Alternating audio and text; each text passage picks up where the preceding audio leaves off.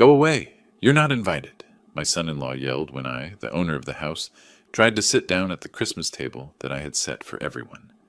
Forgetting that he lives in my house at my expense, he kicked me out like a servant. I calmly got up, walked to the front door, and took a step that shocked the guests and turned the lives of the traitors upside down. Before we continue, please subscribe to the channel and write in the comments what time it is where you are now. The smell of roasting turkey filled the kitchen before sunrise. I stood at the counter, hands working through the stuffing mixture, sage, onions, celery, while darkness pressed against the window above the sink. Something felt wrong about this Christmas. The house was mine, paid off in 2011, but lately it felt like I was visiting someone else's life. I'd been cooking since 5. The turkey, 20 pounds, glistened in the oven. Cranberry sauce simmered on the back burner. Roasted vegetables waited for their turn. My hands moved efficiently despite the arthritis, muscle memory from decades of holiday meals. Nobody had offered to help. Nobody had even come downstairs yet. I remembered Amanda's phone call 3 years ago. I'd been chopping carrots when it came through, just like I was chopping them now. Dad, we need help. Michael's company. It's gone.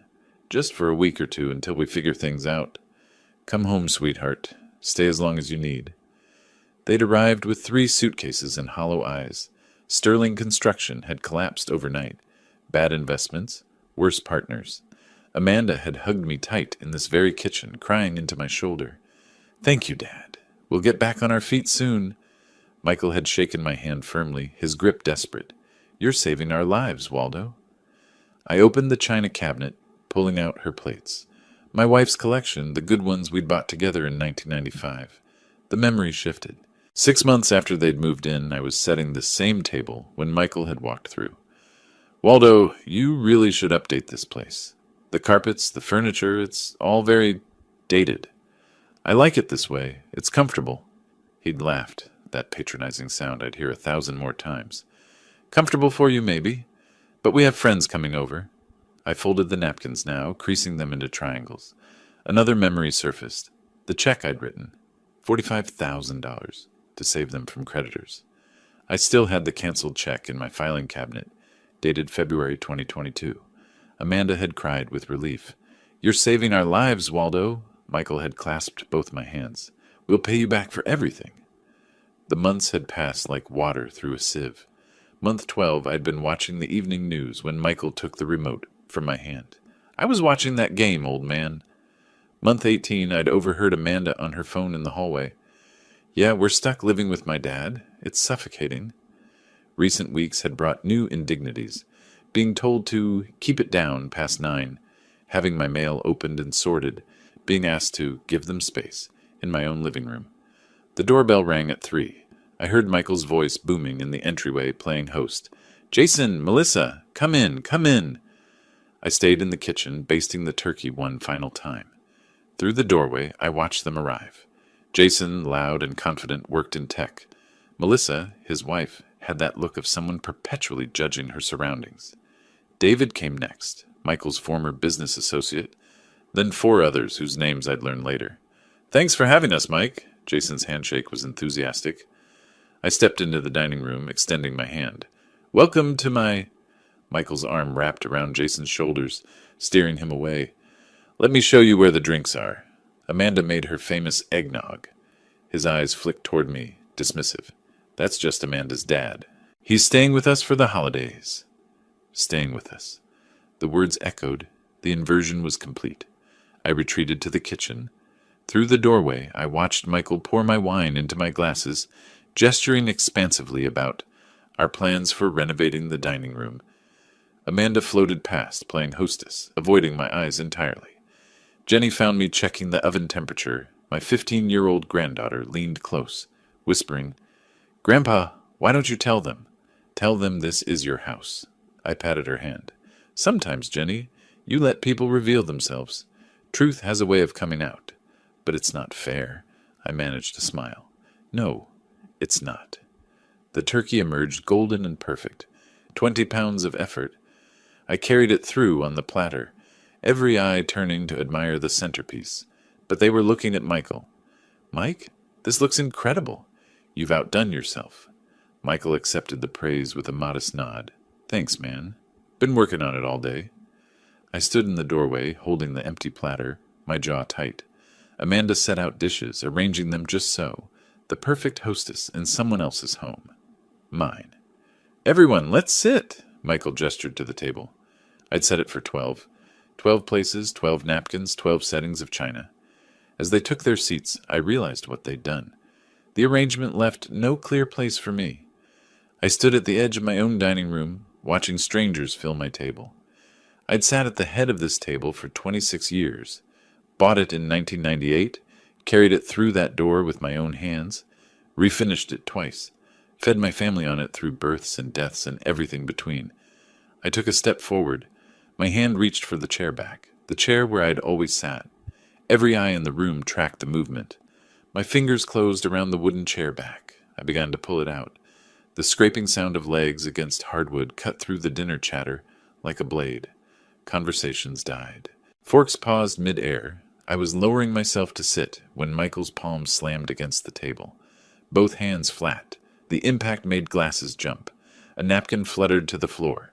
He rocketed upward, chair scraping harsh behind him. "Get out!" His voice filled the room. "You're not invited. This is our family table." I stopped moving, halfway into sitting, frozen. Then I reversed the motion, standing fully upright. My voice came out quiet, calm.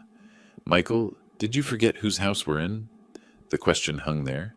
Around the table, reactions bloomed like flowers in stop motion. Jason's fork stopped, halfway to his mouth. Turkey suspended. Melissa's eyes went wide, darting between Michael's red face and my calm one. David studied his plate with sudden intensity.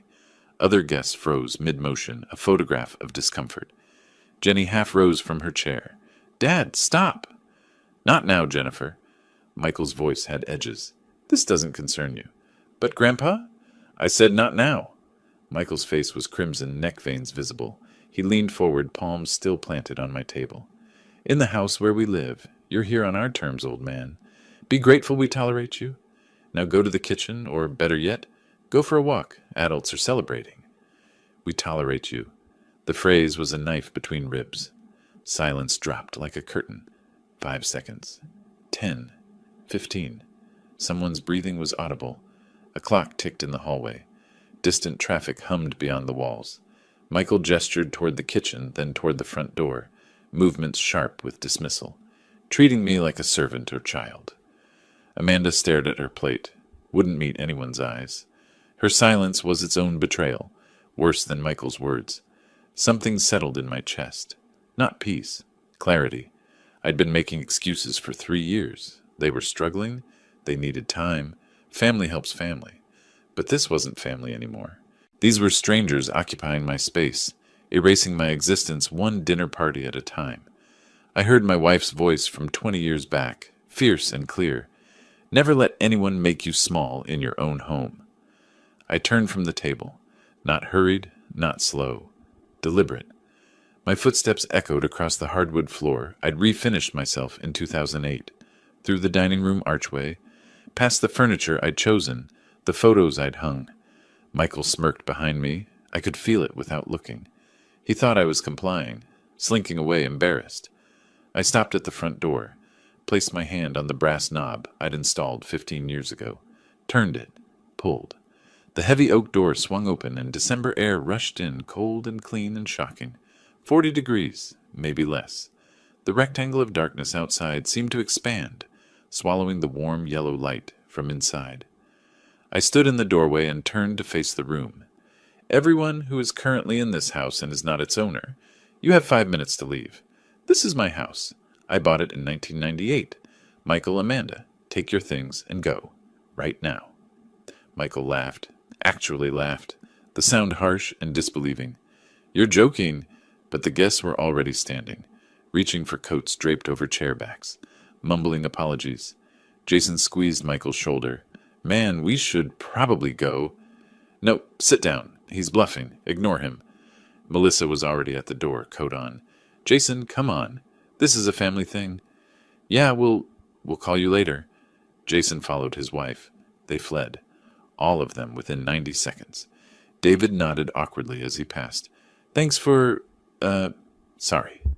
The others filed out in a stream of uncomfortable silence, avoiding eye contact. The door stayed open, cold wind pouring through. Then it was just the four of us. Michael remained standing at the table, but his confidence had cracks. You can't just kick us out. We live here. I stayed at the door, December wind at my back. You live here as my guest. Guess I'm now asking to leave. Amanda finally spoke, her voice breaking. Dad, please. This is insane. I looked at my daughter. Our eyes met for the first time that night. Amanda, you have a choice. Make it. We're not going anywhere. Michael's defiance was returning. You're a crazy old man. I reached into my right pocket, pulled out my smartphone. My thumb wasn't clumsy. I'd taught myself technology, stayed current. I unlocked the screen, navigated to the phone app. Michael's face went from red to white faster than a traffic light. Then I'm calling the police. You wouldn't. But his voice had no conviction. My thumb moved deliberately across the screen. 9. Pressed the digit. 1. Pressed again. 1. I lifted the phone to my ear. Michael stood frozen at my table, next to my china, in my dining room. Amanda had both hands over her mouth. Jenny watched everything with wide eyes. The line began to ring. My thumb completed the motion. The final digit pressed. The phone screen lit up. Calling emergency services. 1 ring. 2. A click. 911, what's your emergency? Michael laughed. Not nervous laughter, genuine mockery. The old man's completely lost it. Sit down, Waldo. Stop embarrassing yourself. I kept my eyes on the open door, cold December air rushing past me. Yes, I need assistance. There are people in my home who are refusing to leave after I've asked them to depart. The address is 2847 Maple Grove Drive, in the Land Park District. Amanda's laugh was shakier, uncertain. She was reading the room better than her husband. Are you in danger, sir? Are the individuals threatening you? No immediate danger, but they refuse to leave my property. I am the sole owner of this residence.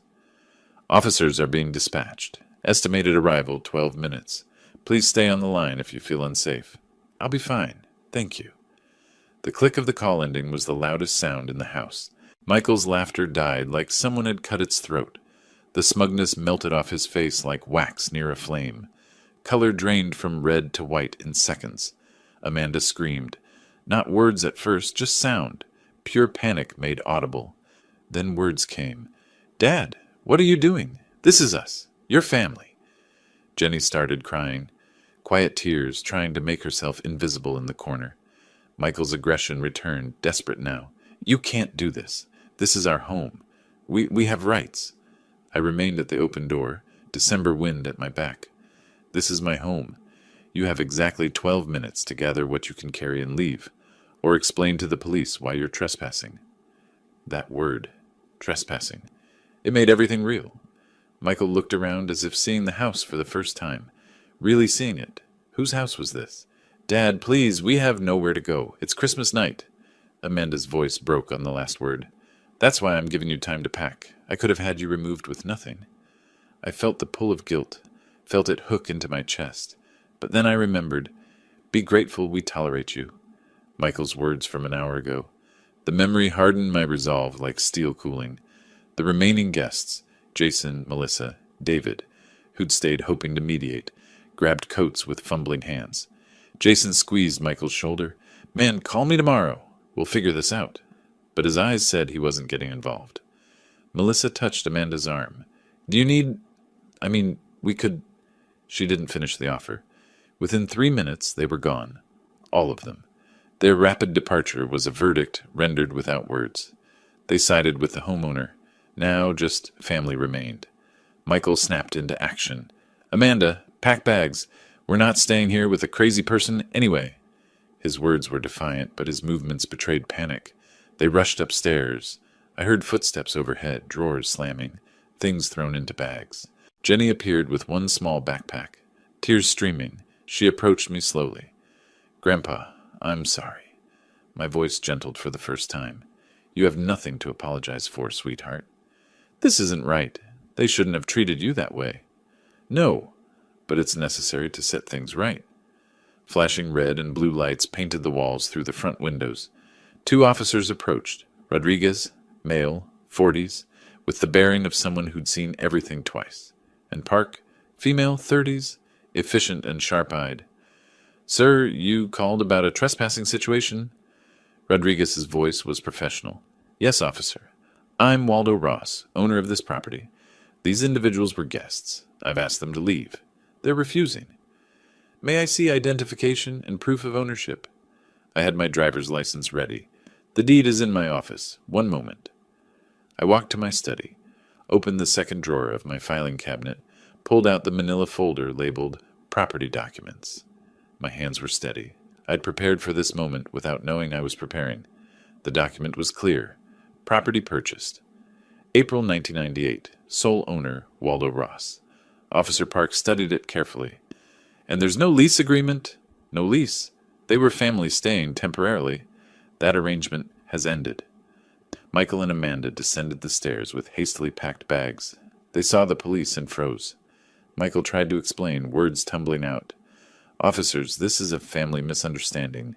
He's my father-in-law. We live here. This is our home, too." Rodriguez's expression didn't change. "Do you have documentation showing legal tenancy? Lease agreement? Rental receipts?" "No, but we've lived here 3 years. We have rights. Look up squatters' rights, or adverse possession." Officer Park was almost sympathetic.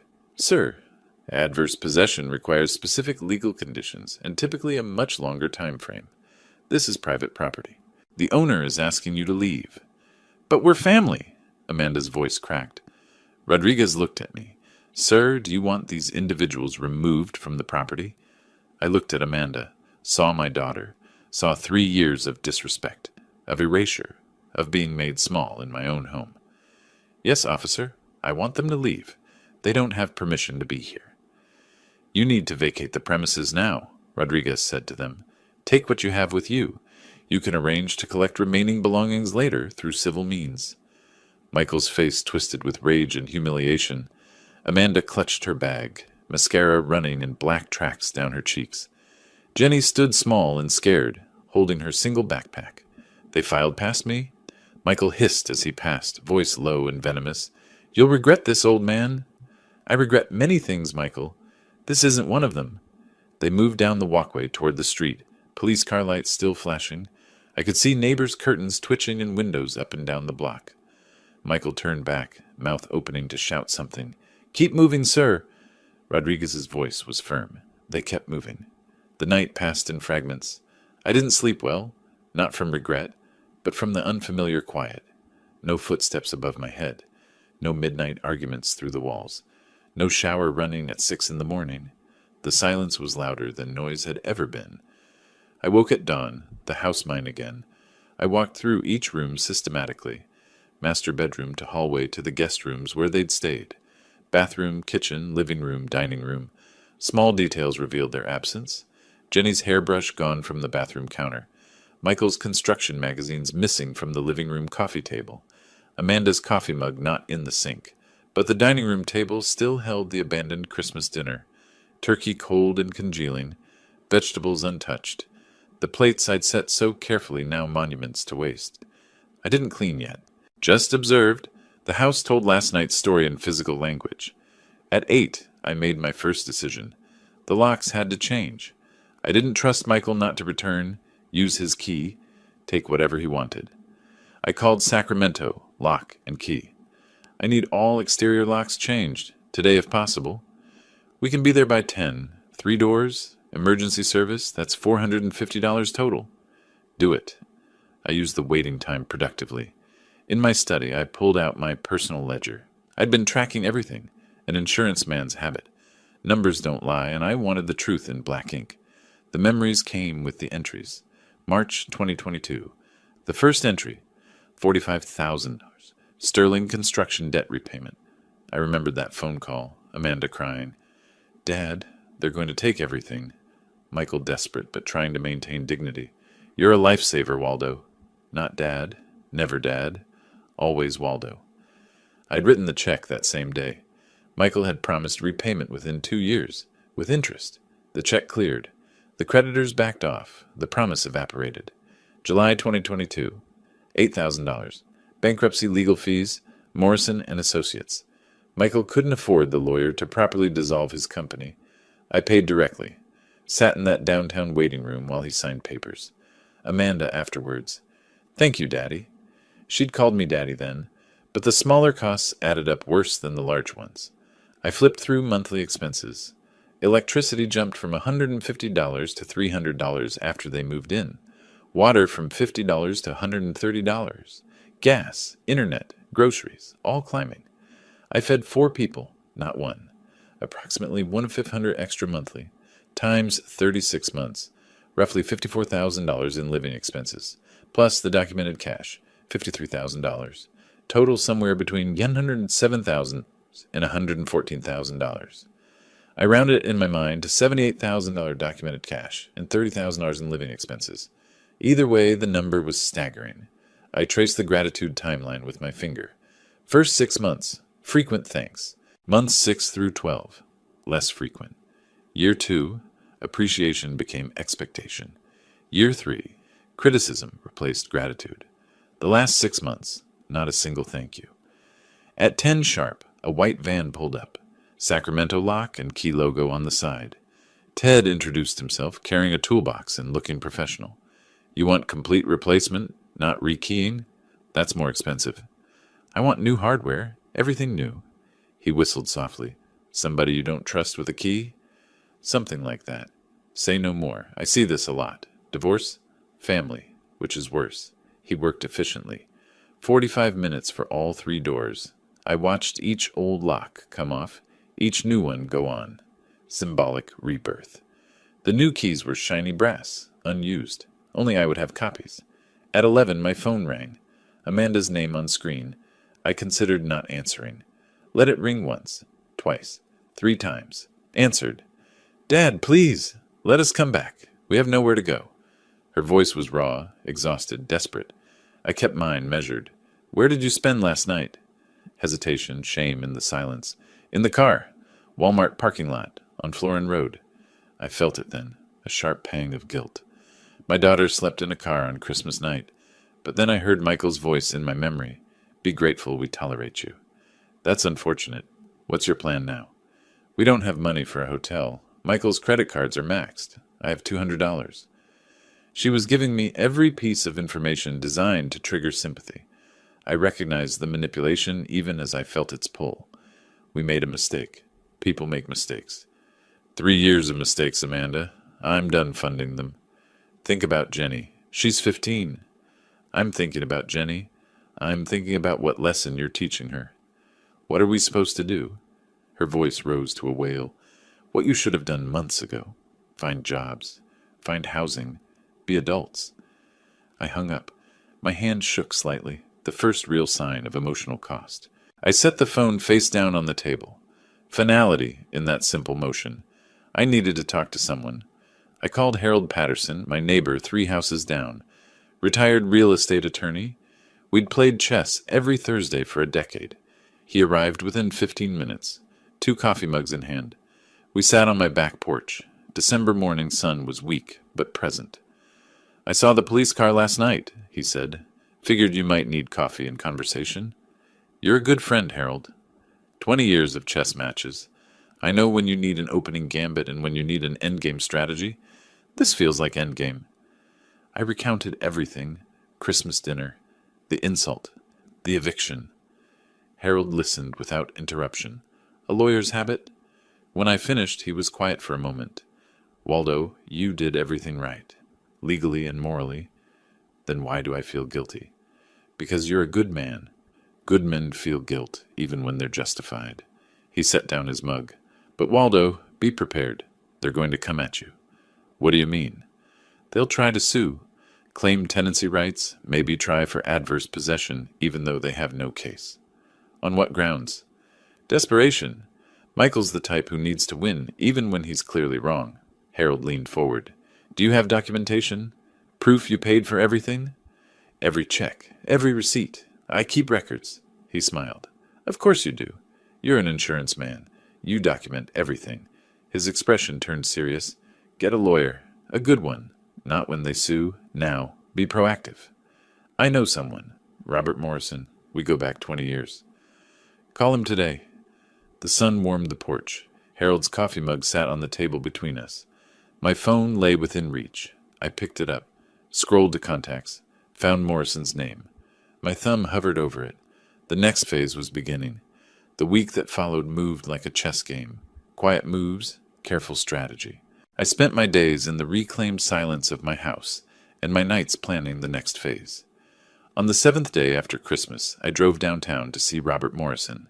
Highway 99 south from Land Park, the familiar route I'd taken for 30 years. Exit at Capitol Mall, the Sacramento skyline rising ahead, the Capitol Dome gleaming even in January's gray light. I found parking in the garage at $3 an hour and walked 2 blocks to 505 feet of Capitol Mall. Morrison and Associates occupied the 15th floor. Modern glass high-rise, marble floors in the reception area, furniture that whispered expensive without shouting it. The receptionist smiled with recognition. Mr. Morrison is expecting you, Mr. Ross. Conference room B. I carried my leather document folder, heavy with papers, heavy with the weight of 3 years documented. Robert Morrison stood when I entered. 52, sharp dresser, reading glasses hanging from a chain. We'd known each other 20 years through insurance industry connections. He'd handled some contracts when I sold Ross Insurance Group, but we hadn't spoken in 2 or 3 years since the sale. Harold called me, said you had a family situation that might turn legal. I set the folder on the conference table. It already is legal. I evicted my daughter and son-in-law on Christmas night. Now I'm preparing for the retaliation. On Christmas, that's bold. Necessary. Robert reviewed the eviction details, nodding occasionally. You followed proper procedure. Police documentation helps tremendously. He paused. But they could claim constructive tenancy. 3 years of residency creates gray area. In California, if they contributed to household expenses or property upkeep, they might argue for tenant rights or even constructive possession. I slid the folder across his mahogany desk. They didn't contribute. I have proof. He opened it. Bank statements, canceled checks, email printouts, receipts. Everything organized with colored tabs. His eyebrows rose with each page he turned. March 2022. Bank statement. $45,000 check to Sterling Construction. Memo line reading, debt repayment. July 2022, $8,000 to Morrison and Associates. Robert looked up. I didn't realize you paid for Michael's bankruptcy filing. You handled it. I paid for it. He continued through monthly utility bills, all in my name, all charged to my credit card, grocery receipts spanning 3 years. Then he reached the emails. One from Amanda, November 2023, jumped out. Thanks for letting us stay in your house, Dad. We'll get back on our feet soon. Your house, Robert read aloud. She acknowledged ownership explicitly. She did. He leaned back, removed his reading glasses. Waldo, this is comprehensive. Most people don't keep records like this.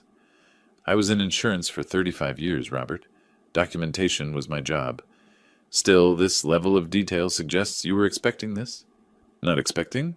Preparing? There's a difference. He studied me for a moment. With your resources, we can fight anything they throw at you. Though honestly, on a fixed pension... I'm not on a fixed pension, Robert. He paused. What? Ross Insurance Group. I sold it in 2020. You handled part of the transaction. I watched his memory engage. That sale was $2.3 million. You never told them? I wanted to see who they really were without money's influence. So you hid your wealth to protect them from greed, and they became greedy anyway? I managed a bitter smile. Ironic, isn't it? I watched families destroy each other over insurance money for decades. Thought I could prevent it in my own family. But you couldn't? No. I just learned the truth sooner. Robert shifted gears. Lawyer mode fully engaged. With these resources, we should file a civil suit first. Recover your $78,000. Control the narrative. No. Let them file first. I want them to hang themselves. That's risky.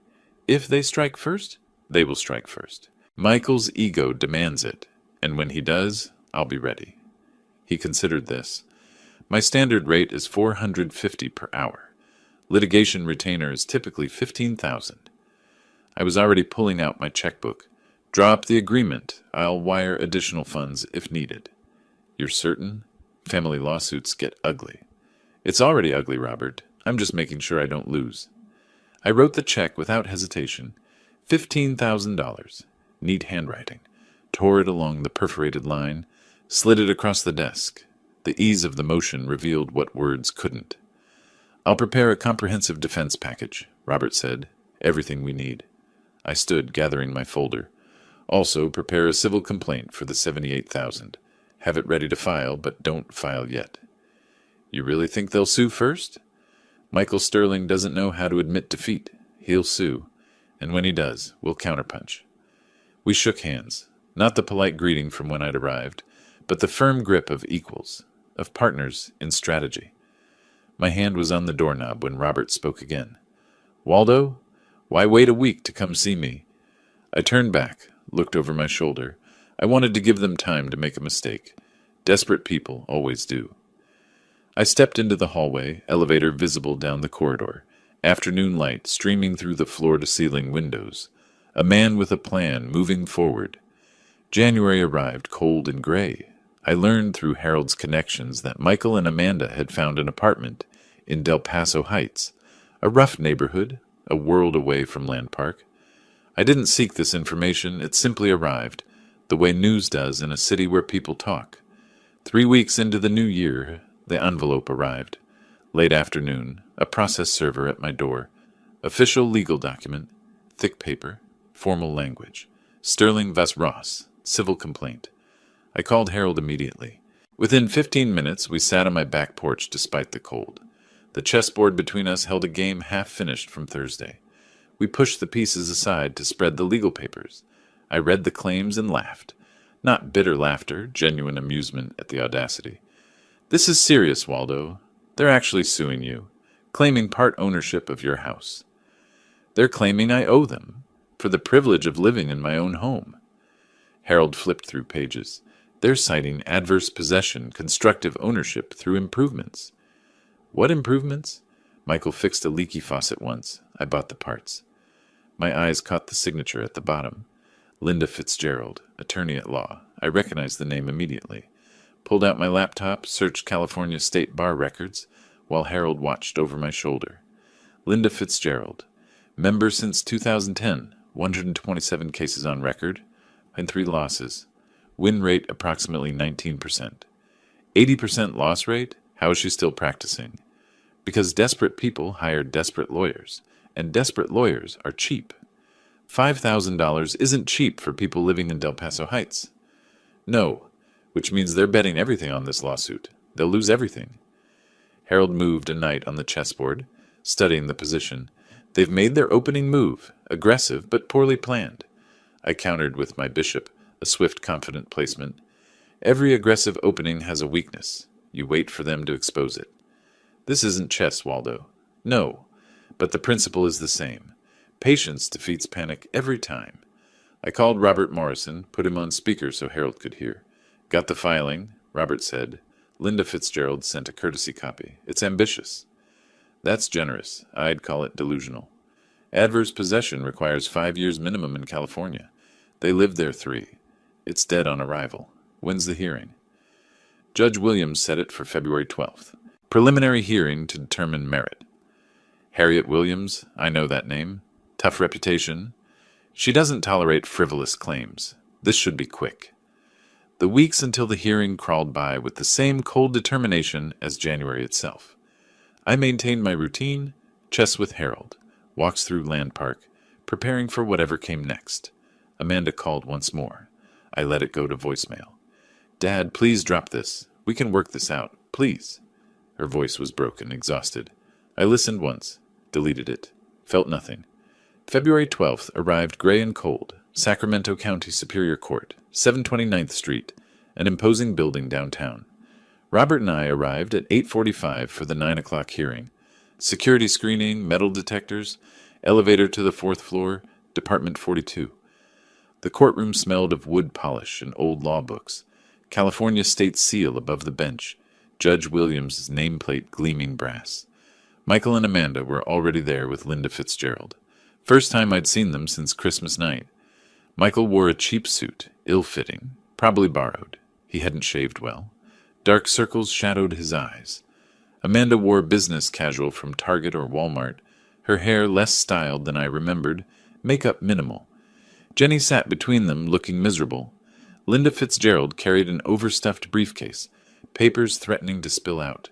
She looked harried and unprepared. Michael saw me, his face flushed immediately, pale to pink to red to nearly purple, like watching a sunset reflected in anger. Amanda looked away, wouldn't meet my eyes. Jenny gave a small, sad wave. I nodded back. All rise. Department 42 now in session. Honorable Harriet Williams presiding. Judge Williams was an African-American woman in her 60s, gray hair in a professional bun, reading glasses on a chain. Her expression suggested she'd seen every type of foolishness courts could offer. She took the bench, reviewed the file briefly. I've reviewed the complaint and response. Let's get straight to it. Ms. Fitzgerald, your clients are claiming what, exactly? Linda stood, fumbling with papers.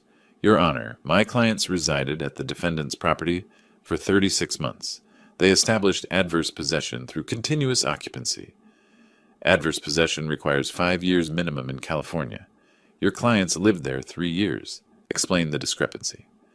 Well, Your Honor, there's also constructive ownership through improvements made to the property. What improvements? Documented how? My clients will testify to household repairs and general upkeep. Judge Williams cut her off. Testimony alone doesn't establish ownership, Ms. Fitzgerald. Do you have receipts, contractor invoices, bank statements showing these improvements? Testimonial evidence should be sufficient to establish. Not in my courtroom. Next argument. Robert Morrison stood, calm and prepared. Your Honor, I have comprehensive documentation. Bank statements showing Mr. Ross paid every household expense for 36 months. He slid exhibits across to the clerk. Additionally, email evidence from November 2023, where plaintiff Amanda Ross Sterling explicitly acknowledged this as Dad's house. Her words. He connected his laptop to the courtroom projector. Amanda's email appeared on screen, visible to everyone. Thanks for letting us stay in your house, Dad. Michael's purple face deepened. Like an overcooked beet, I thought. Judge Williams reviewed the document silently for 2 full minutes. Then she removed her reading glasses. I've seen enough. Ms. Fitzgerald, your clients have no case. Adverse possession requires 5 years. No lease existed. No rent was paid. No ownership was established.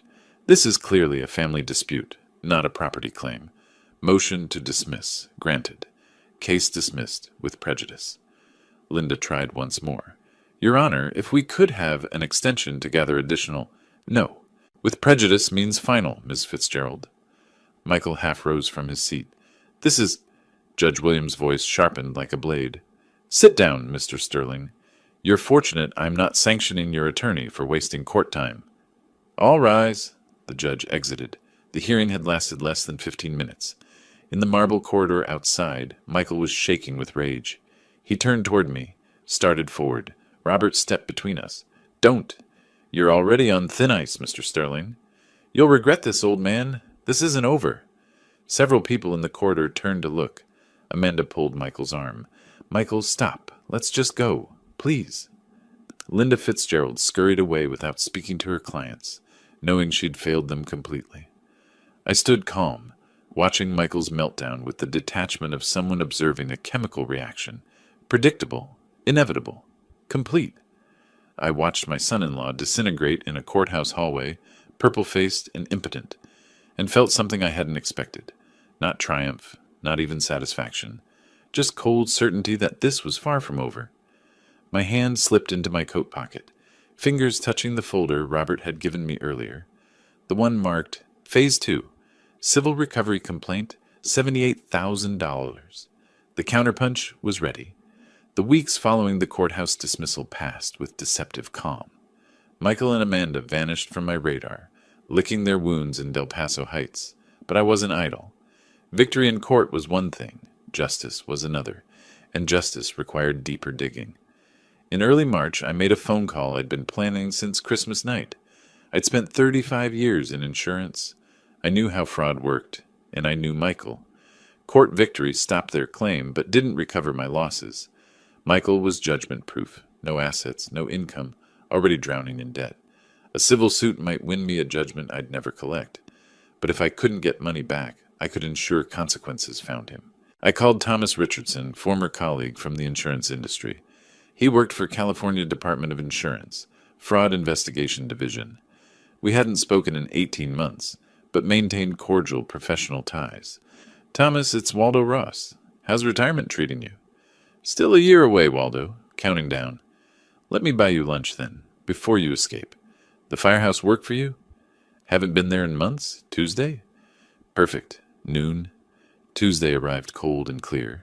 The firehouse sat at 1114 2nd Street, downtown Sacramento, upscale enough for professional lunches. I arrived first, always did, control tactic, and secured a quiet corner table. Thomas arrived at noon, sharp. 58, gray hair, bureaucrat's careful manner. We covered weather, mutual acquaintances, his approaching retirement. I waited until after entrees arrived to mention Sterling Construction. Cut my steak, took a bite, chewed, swallowed, then reached for my water glass. Remember that construction company that went under a few years back? Sterling Construction? Thomas paused mid-bite, thinking, Sterling? Yeah, that rings a bell. We had some complaints on them. Complaints? What kind? Insurance fraud allegations, inflated damage claims. We started investigating, but the company went bankrupt before we could build a case. So the investigation just stopped. Usually does when there's no business entity. We moved to active cases. The seed was planted. Investigation abandoned, not resolved. After lunch, I returned home and began researching. Sacramento County business records, bankruptcy filings, all public information, found Kevin Torres listed as 25% partner in Sterling Construction, LLC. Further digging, Kevin now worked as foreman at Davidson Brothers Construction. I called Davidson Brothers, said I was an old friend of the family, got Kevin's cell number from a helpful receptionist. That evening, I made the call. Kevin Torres? My name is Waldo Ross. I'm Michael Sterling's former father-in-law.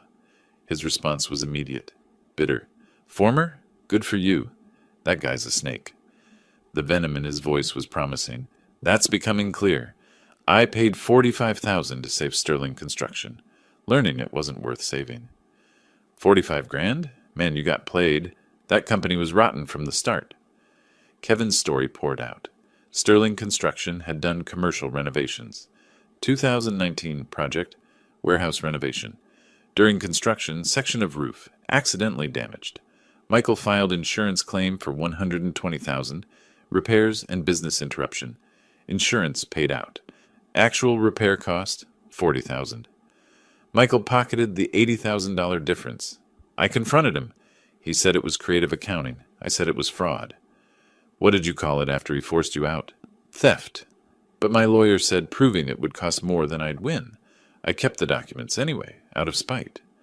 Do you still have them? Original invoices, claim forms? Every single page. What if those documents reach the Department of Insurance? Pause. Then, would they actually investigate? With solid evidence and credible witness? Yes. Where do I send them? I'd love to nail that bastard. I gave him Robert Morrison's office address. A week later, Robert called. Got a package from Kevin Torres. Insurance claim forms, repair invoices, email chain. This is damning, Waldo. Clear insurance fraud. $80,000 discrepancy. Can you forward it to the department? Anonymously. I can file as concerned party. Won't include names unless they need witness testimony. Do it. This could mean criminal charges. Good. While researching Michael's business records, I'd noticed something else. IRS filed lien against Michael Sterling personally. $23,000 in unpaid payroll taxes from 2021. Lien still active. Debt unpaid. I called Robert. Did you know Michael owes the IRS $23,000? No, but that's public record. Why? Because the IRS doesn't forget, and they're harder to run from than family. 2 weeks after Robert submitted the complaint, confirmation arrived. California Department of Insurance opened formal investigation. Case, Demer 2025, SAC, 1847. Michael would be contacted for interview. If evidence held, potential criminal referral to Sacramento County District Attorney. I received this news while playing chess with Harold on my back porch. March, sunshine weak but warming. Harold moved his knight. You're enjoying this, watching him squirm. I'm ensuring justice is served. There's a difference. Is there? Seems like revenge to me. I studied the board, selected my bishop, moved it diagonally across in one smooth motion, lifted Harold's queen, set it aside among captured pieces. Call it what you want. By the time he realizes what's happening, it'll be too late. Harold stared at the board. I didn't see that move coming. That's the point of a long game, Harold. My hand rested on the captured queen, smooth wood warm from afternoon sun. Government machinery engaged now, wheels turning beyond my control. I imagined Michael receiving that letter from the Department of Insurance, the panic blooming in his chest as his past caught up to his present. The queen sat silent in my palm. Power taken, game progressing exactly as planned. April arrived with the kind of rain Northern California does best. Relentless, gray, miserable. Perfect weather for miserable news. The investigation into Michael's insurance fraud moved with bureaucratic slowness, but its effects rippled faster than I'd anticipated. I learned about the collapse secondhand, the way you always learn the best gossip, through people who can't wait to tell you. First call came from an acquaintance in the construction industry. Waldo, thought you'd want to know. Word's out about Sterling. Department of Insurance investigation for insurance fraud. I hadn't heard. When did this become public? Last week. Sacramento construction community is small. Guy I know was giving Sterling cash work. Fired him immediately. Liability concern. Nobody wants an active fraud investigation on their site. Too much risk. Michael's under-the-table income vanished overnight. Harold mentioned seeing Amanda at her mailbox, looking distressed. Later that week, through Harold's neighborhood connections, I learned about the IRS letter. Official demand. $23,000 in unpaid payroll taxes, plus penalties totaling $4,800. $27,800 total. Payment deadline, 30 days or wage garnishment and asset seizure. They had nothing to seize, no wages to garnish. But the IRS didn't care. Debt remained, interest accrued. Early May, my phone rang. Jenny's name on screen. First time since the eviction. Grandpa, can we meet? I need to talk to someone normal. Of course, sweetheart. Where and when? Gunther's? Tomorrow afternoon? I can't be in that apartment anymore. I'll be there. 2:00. Thank you. And Grandpa? I'm sorry. For everything. We met at Gunther's Ice Cream in Land Park. Outdoor tables. Spring trying to break through April's gloom. Jenny sat across from me with an untouched cone melting in her hand. I reached across, gently took it, set it aside, then took her hand. They fight every night. About money. About the investigation. About you. About me? Dad blames you for everything. Says you're rich and stingy. Mom finally yelled back that you gave us $45,000. Jenny's voice shook. Some government letter came. Mom read it and started screaming. I'd never heard her like that.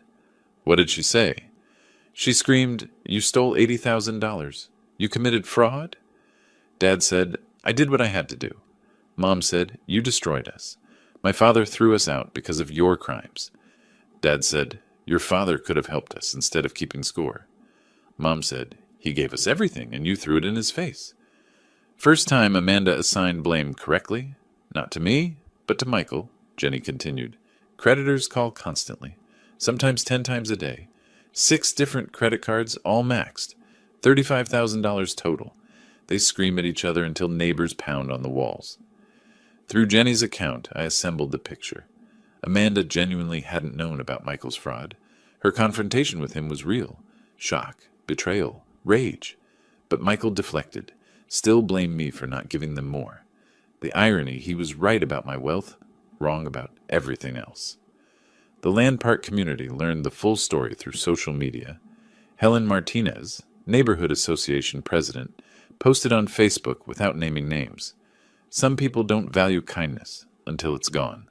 Seeing someone treat their elderly parent like a servant, then act shocked when there are consequences. That's not misfortune. That's karma. 140 likes, 50 comments. Several tagged it in ways that identified Amanda. She was still in the Land Park Facebook group. She saw it. Public shame in the community where she grew up.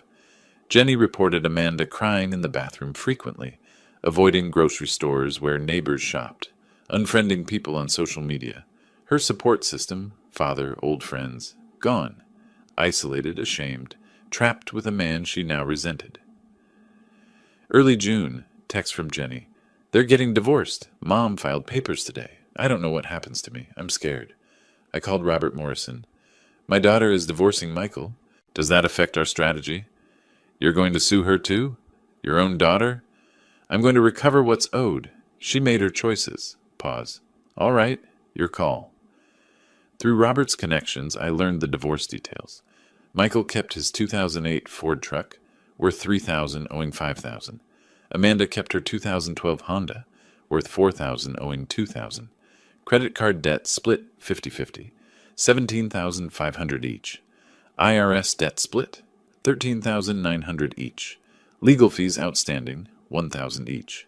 Each walked away with approximately $32,000 in debt, minimal assets. Neither had income to pay any of it. Bankruptcy looming for both. Harold and I sat on my back porch one evening watching the late spring sunset. You've destroyed them financially. Both of them. I've done nothing. Michael destroyed himself. And Amanda? She's your daughter. She chose him over me. Chose silence over honesty. Chose comfort over integrity. Can you live with that? I was quiet for a moment. Can I live with them treating me like a servant in my own home? Yes, I can live with justice. Through various sources, I had the complete picture. Michael, unemployed, under criminal investigation, divorced, $32,000 in debt, living in a studio apartment. Amanda, working part-time retail, divorced, $32,000 in debt, sharing an apartment with a coworker. Jenny, staying with Amanda, refusing to see Michael, emotionally traumatized. Both filed for bankruptcy in June, but bankruptcy wouldn't erase IRS debt or potential restitution from fraud conviction. Late June evening, email arrived from Robert Morrison. Subject line, DOI investigation update. Harold watched from behind my shoulder as I opened my laptop. The cursor hovered over the email. More bad news for them? Justice isn't bad news, Harold. It's just news. When does it end? My finger moved to the trackpad. When the scales balance, I clicked. The email began to load, text appearing line by line on screen. Harold leaned closer, reading. I felt the weight of what was coming. Criminal charges, restitution, the final phase of consequences Michael had earned through his own choices. The screen glowed in the dimming light, words forming the shape of what came next. July brought heat that turned Sacramento into an oven. The Department of Insurance investigation had concluded with criminal charges filed against Michael, 2 counts of insurance fraud. I learned this not from news, but from Robert Morrison's email, the one I'd opened at the end of June. The legal machinery was grinding Michael down with bureaucratic precision. I should have felt satisfied. Instead, I felt restless, like a chess player who'd won the game but found no opponent left to challenge. The knock on my front door came on a Wednesday afternoon, unexpected and somehow inevitable. I was home, windows open for cross breeze, ceiling fan rotating lazily overhead, not expecting anyone. Harold played chess on Thursdays, not Wednesdays. I opened the door to find Amanda standing on my porch, first time seeing her since the courthouse in February, 5 months ago. She looked older, thinner, hair pulled back plainly, cheap work clothes visible under a light jacket, retail uniform. Exhaustion lived in every line of her face. "Dad, can I come in? Please, just for a few minutes." I stepped aside without speaking. She entered slowly, looking around the house as if seeing it for the first time.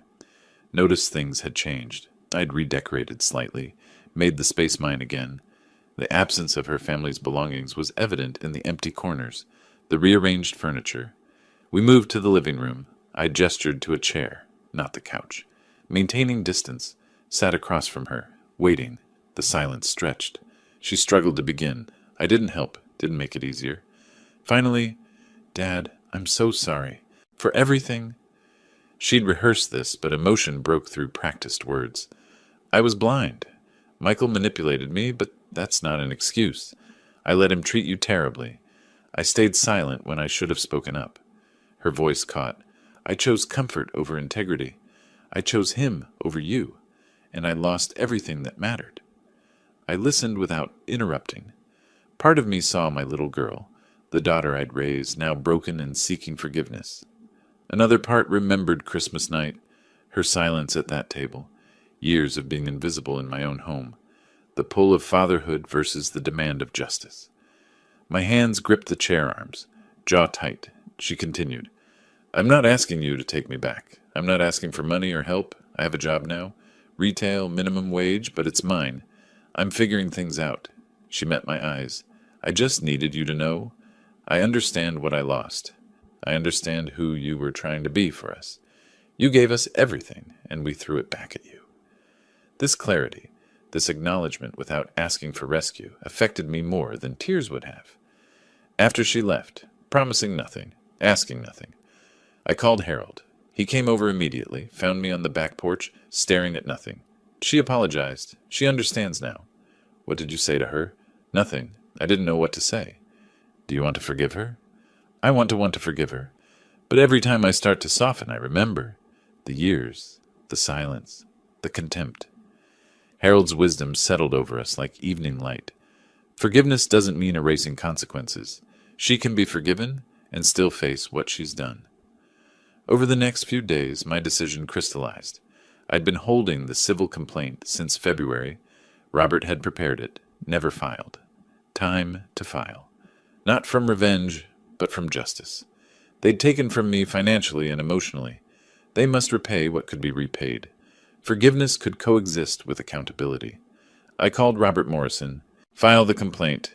$78,000 against both of them, jointly and severally." "You're certain?" After Amanda's apology. "Because of it. She understands consequences now. This is part of those consequences." Robert filed in Sacramento County Superior Court. Claim $78,000 in documented loans and expenses. Both Michael and Amanda would be served with summons. Court date set for late August, the final hearing in September. Week after filing, I called Amanda. We met at Pete's Coffee downtown. I slid a folder across the table. I filed a civil suit, $78,000 for documented expenses over 3 years. Her face, shock, hurt, betrayal.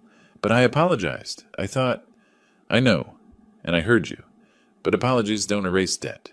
You and Michael took from me. Now you repay." "We don't have that money. We're bankrupt. The court will establish a payment plan. You'll pay what you can afford." Michael's meeting was different. He came to my house with Linda Fitzgerald, still his lawyer despite her failures.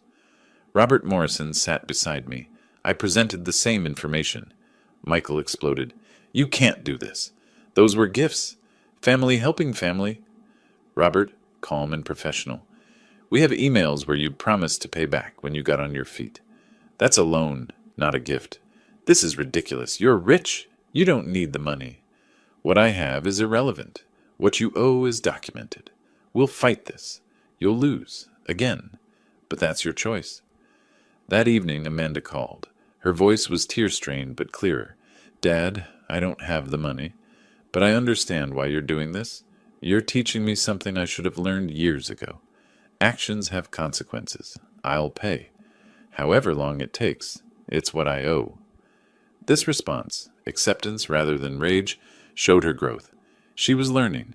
I could forgive someone who accepted consequences. Alone that night in my study, I looked at Amanda's childhood photos on the shelf. Hadn't looked at them in months. Realized punishment served justice, but accountability could serve redemption. The $78,000 might take years to repay, but the process taught the lesson. Harold's voice in my head. Forgiveness doesn't mean erasing consequences. My own thought added, but consequences can teach what forgiveness alone cannot. The notice arrived in late August. Final hearing scheduled September 15th, 2025, 9 a.m., Judge Harriet Williams presiding. I set it on my desk, next to the chess set where Harold and I had left a game unfinished. Picked up the white queen piece, examined it. Harold's voice from the doorway startled me. "Ready for endgame?" I didn't turn around. "It's not about winning anymore, Harold. It's about finishing well." I set the queen back on the board, fingers resting on the smooth wood, feeling the weight of what came next. September 15th arrived with the kind of clarity Northern California reserves for autumn. Sharp air, golden light. The sense of things ending and beginning simultaneously. I dressed carefully that morning, not for vanity, but for ritual. The navy suit I'd worn to close the sale of Ross Insurance Group 5 years earlier. The watch my late wife had given me for our 20th anniversary. The cufflinks that had belonged to my father. Armor made of memories. By 8:30, Robert Morrison's Mercedes was in my driveway. We drove to Sacramento County Superior Court, 729th Street. Same building as February's dismissal, different department, Department 28, Civil Division. Same security screening, same elevators, but different feeling. This time I wasn't defending. I was seeking justice. Amanda sat alone on a hallway bench, retail uniform under her jacket. Michael stood separately with Linda Fitzgerald, looking defeated. Jenny offered me a small wave. I nodded back. All rise. Department 28 now in session. Honorable Harriet Williams presiding. Judge Williams entered, took the bench, reviewed the file. Recognition crossed her face. Mr. Ross, Mr. Sterling, Ms. Ross Sterling. We meet again, this time for civil recovery. Her tone carried wry weariness. She'd presided over our family's destruction. I've reviewed the evidence. Let's proceed efficiently. I believe we all want closure. Robert Morrison presented methodically. Bank statements, canceled checks, receipts, emails. Timeline, March 2022 through December 2024. Total documented $78,000. Amanda's email projected again. Thanks for letting us stay in your house. Michael's text, we'll pay you back within 2 years. Linda Fitzgerald had nothing to rebut. Before ruling, Judge Williams said, I understand that there's a related criminal case? Linda stood. Yes, Your Honor. Mr. Sterling has accepted a plea agreement. 2 years probation, community service, restitution to the insurance company. $80,000? Yes, Your Honor. Relevant to his ability to pay in this matter. Judge Williams removed her reading glasses, looked directly at the defendants. You lived in Mr. Ross's home for 3 years. Paid no rent. Contributed nothing to household expenses. Promised repayment. The evidence is overwhelming. She paused. Judgment for plaintiff in the amount of $78,000. However, you're both judgment-proof. Bankruptcy filings, no assets, minimal income. Payment terms, $500 per month each, $1,000 total monthly until paid in full. That's 78 months, 6.5 years, plus court costs of $8,000, split between you, joint and several liability. If either defaults, the other remains liable for the full amount. Amanda accepted this with bowed head. Michael started to object, but Linda touched his arm, and he subsided. Jenny's relief was visible. Mr. Ross, you've been patient and thorough. Justice is served. Judge Williams looked at the defendants. Use this time to rebuild. 6 years is opportunity for change. In the corridor afterward, Michael walked away immediately, hunched and broken. Amanda hesitated, then approached with Jenny beside her. Robert stepped aside, giving us space. Dad, I deserve this. We both did. All of it. Her voice was steady. No tears left. You taught me something I couldn't learn any other way. I didn't value what I had. I took you for granted. This judgment, the payments, the years, that's fair. That's justice. It's not about punishment, Amanda. It's about accountability. I know that now. I was a terrible daughter. But maybe I can be better. Starting now. Michael stood by the elevator. He turned, took 2 steps closer, mumbled, Sorry for everything. But his eyes were down, voice flat, no real remorse, just going through motions. He entered the elevator. Doors closed. Last sight of him.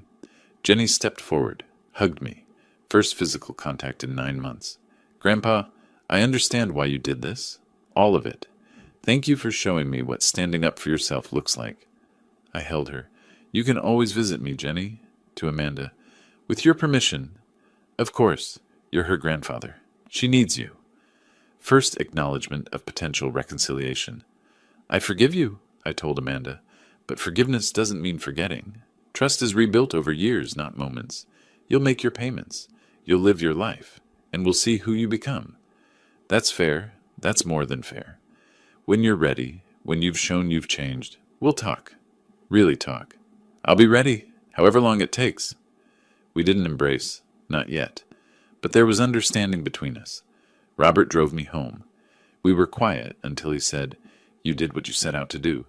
Did I? I'm not sure what I set out to do anymore. You got justice, your home back, your dignity. I got accountability.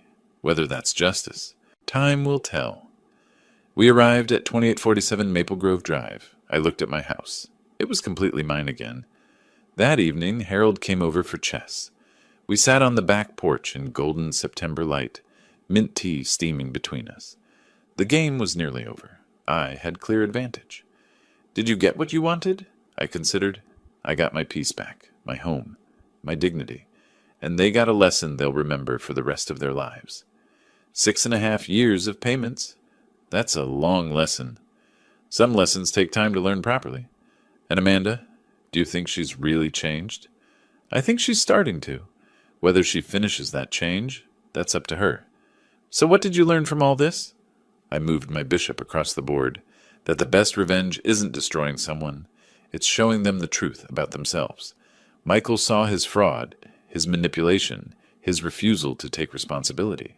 Amanda saw her complicity, her silence, her choice to enable him, and I saw that I'm stronger than I thought, and more alone than I'd like. But not completely alone. I looked at my old friend. No, not completely. I moved my final piece. Checkmate. Harold studied the board, nodded appreciation. I didn't see that coming. Very long game. The longest games teach the most. We sat in comfortable silence, evening cooling around us. Light from my house spilled onto the porch. Inside, my home, my space, my peace. Outside, the neighborhood where I'd lived for 27 years. Everything the same, everything different. I picked up my teacup, took a sip of mint tea, and watched the sun set on a day that felt like both ending and beginning. The game was over. I had won. But more importantly, I had survived with my integrity intact. That, I decided, was the real victory. If you like this story, please like this video, subscribe to the channel, and share your impressions of this story in the comments. To listen to the next story, click on the box on the left. Thank you for watching.